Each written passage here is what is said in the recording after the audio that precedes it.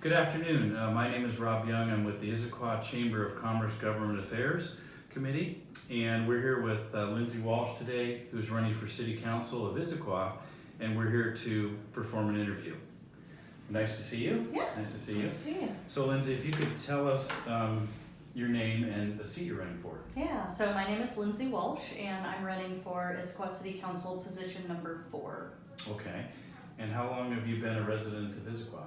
So I've lived here for 10 years, and we moved when my daughter was 6 months old. So this is the only home she's known. She's awesome. 10 years old now. Awesome, okay. Yeah. And do you work? So I actually run a business. I have for about 15 years. I run an online marketing agency, and the great thing is it's enabled me to be flexible when my kids were younger and just work part-time, and then I've been working full-time at that, but I work from home, which is great. Excellent. Yeah. Okay. And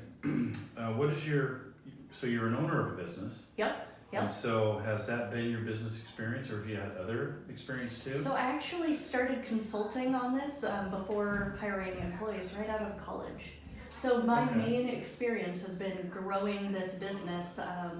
At a certain point I had 3 employees, and so that's really been my experience as a business owner. Oh, excellent. Starting it from the ground up and building as it was appropriate. Okay.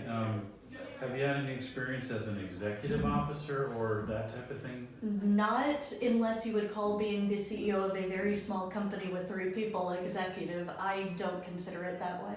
Okay. Okay. Yeah. All right. Do you have any experience in relationship to budgets, profit, and loss statements and balance? Yes. In fact, I just did my quarterly P&L statement before my husband started his own business 4 or 5 years ago. Mm-hmm. I did all of my quarterly taxes, all of that, so I'm very familiar with keeping a budget, trying to make sure that profit and loss is balanced out. Yeah. Okay. Oh, great. Okay. Yeah. So in 2 minutes, could you tell us what experience that you would bring to the council and what qualifications you would bring to the city council? Yeah, so part of it is absolutely my business experience, and the way that I've run my business has always been very much with a data approach. If something works, do more of it. If it doesn't work, cut it out. And so I bring that same feel to making decisions at the city. Also just making sure that there's always data to back up those decisions, that we're not doing something based on feel. So those things, and then before I was appointed to the city council in February, I spent 2 years on the Planning Policy Commission for Issaquah, which is a volunteer board, which really looks at the long-term kind of growth and experience in the city of Issaquah. And so I also tend to look at that perspective, which is not just the short-term, what's going on right now, what road do we need to fix, but how are we preparing our neighborhoods and everything for that future that's going to come down the pike. Oh, okay. Now these questions get a little bit longer. Yep. Go ahead. So the Chamber is a catalyst and a champion for the business community. The economic vitality of any community is reliant on a healthy business sector. And as a city councilman, woman, how do you see your relationship with the Chamber and the business community? So I think the Chamber is a vital service to the city. I've been involved as a member of the Chamber long before I was on City Council. I don't think we're using the Chamber to the fullest extent that we can. One example is just recently we've redone, we're about to launch a new website for the city, and I hope that we're able to get the Chamber's influence on are you starting a business page and things like that. I really want to make sure that we're connecting those dots and thinking of the experience that we can of the Chamber and making sure that we're actively asking for that help rather than waiting for that help to come to us. Okay. It's been reported that Issaquah faces a $1.5 million deficit in 2019. And the deficit could be as high as $5 million by 2020. Yeah. Economic indicators show a slowing of the economy and we have a number of businesses closing or moving out of the area that have doubled in 2019 versus 2018. These are serious challenges that will face the city council, so the question is, what are your plans to balance the budget, and please include your position on B&O taxes. Yeah, so we've just started the conversation on what we're gonna do with the budget. The mayor and the administration have presented their ideas of how to close the $5.2 million gap. Now it's up to council to listen in, massage that, see where we would make adjustments. As a member of a 7-person council, I can't make any individual change. I will say that the mayor's presentation does not include an increase to B&O taxes, and I support keeping the B&O taxes as they are. I think they're very representative of other cities in the area that have B&O taxes, so I wouldn't want to see an increase there. But we do have a shortfall, and so we have to come up with a mix of increases in revenue and decreases in expenditures. Unfortunately, I think for the city at this point, we didn't have the information on the shortfall early enough to do a comprehensive review of all of our services and our expenditures.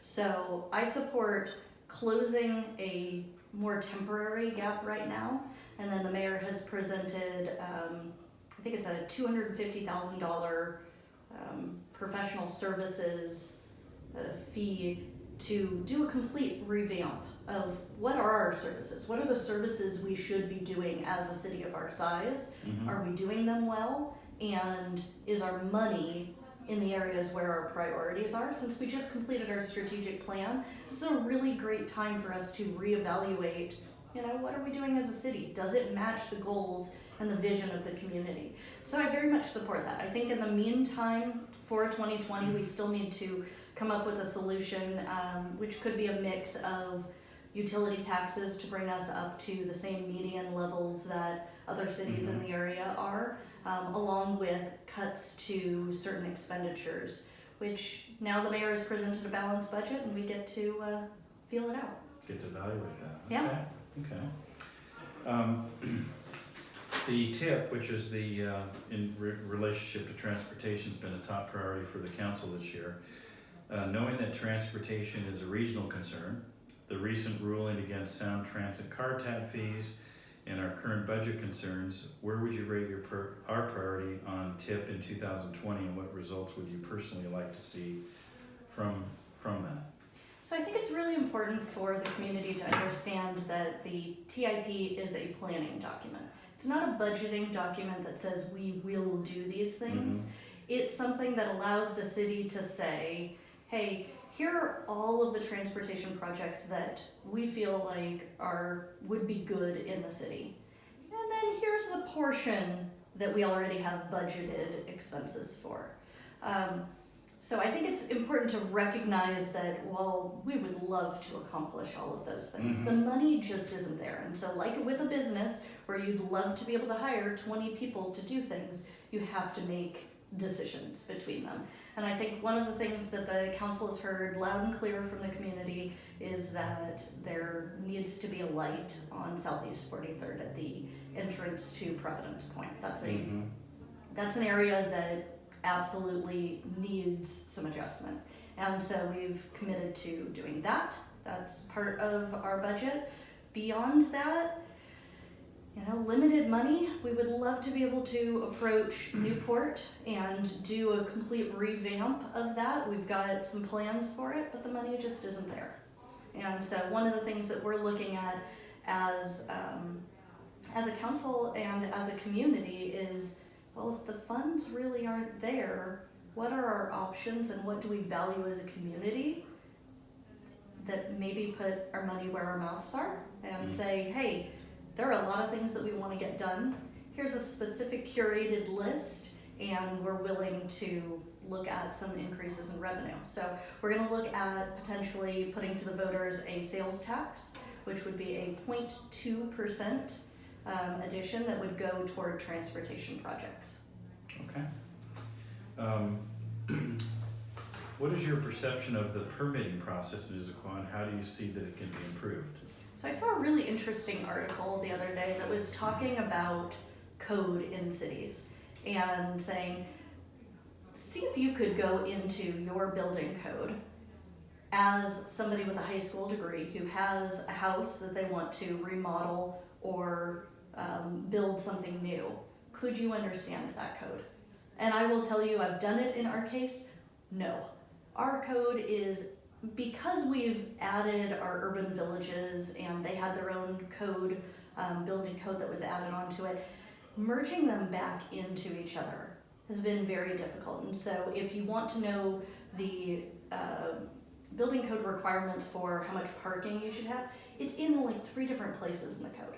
So I very much support doing a review of our code. We're currently looking at Title 18, which is the building code, and saying, how do we pull this together so that it's organized, so that people understand what they're doing, which is essential for somebody who's developing a property, whether that be an individual who wants to remodel their own home, or somebody building some of the necessary office space or things like that in our community. They need to have clear and easy to access information that allows them to make their decisions, so that when they go in to get their permits and to go through land use review, that they already know what's anticipated or what's expected of them. So I think it's going to take a little bit of time. This is a massive undertaking to look at Title 18, but I think that's very important for our community.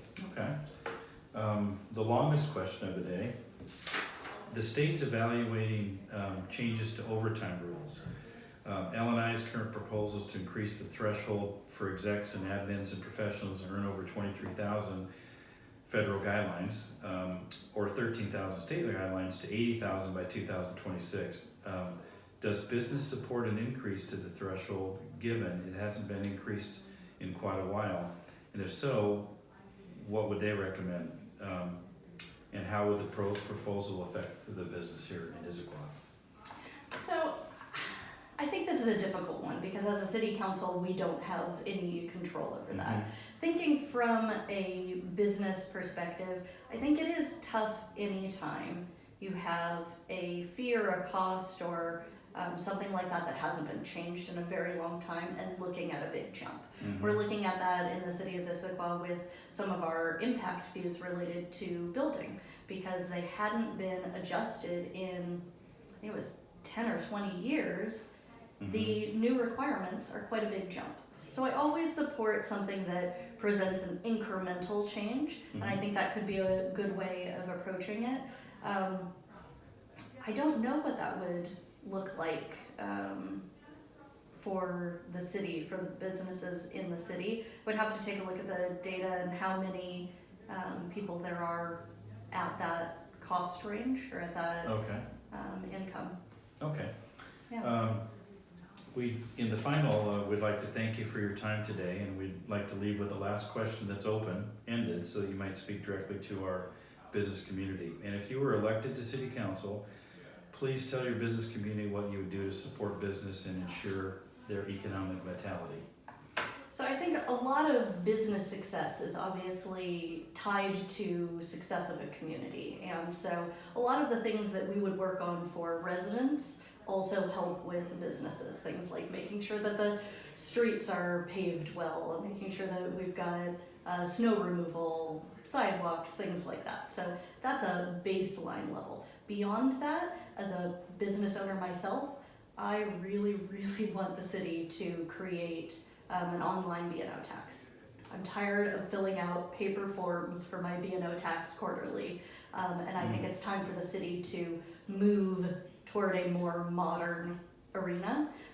We actually, in our budget, had to increase the cost for postage to send those out, and I would like to look at a way that we can improve that so that it's online. I think it's going to take us potentially more than a year to get to that point, because we have some baseline financial housekeeping that needs to be done. But beyond that, I'm really eager to look at an online B&O tax. Awesome. Well, thank you. Yeah. Good to see you today. Yep.